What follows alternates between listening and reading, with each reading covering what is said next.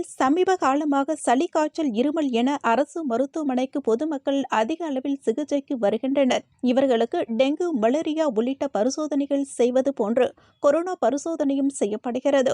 இந்நிலையில் கடந்த வாரம் 8 பேருக்கு கொரோனா தொற்று ஏற்பட்டுள்ள நிலையில் தற்பொழுது 12ஆக உயர்ந்துள்ளது. இவர்கள் தனிமைப்படுத்தப்பட்டு அரசு மருத்துவமனைகளில் சிகிச்சை அளிக்கப்பட்டு வருகின்றனர்.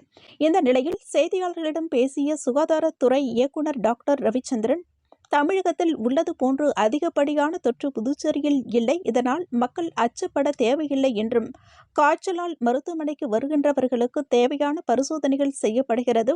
தற்போது 12 பேருக்கு கொரோனா தொற்று ஏற்பட்டுள்ளது என்று தெரிவித்த அவர், அதிக அளவில் தொற்று ஏற்பட்டால் கோரிமேட்டில் உள்ள நெஞ்சக மருத்துவமனையில் தனியாக 10 படுக்கை மற்றும் 2 வெண்டிலேட்டருடன் வசதிகள் ஏற்படுத்தப்பட்டுள்ளது. எனவே பொதுமக்கள் அச்சமடைய தேவையில்லை என்றார்.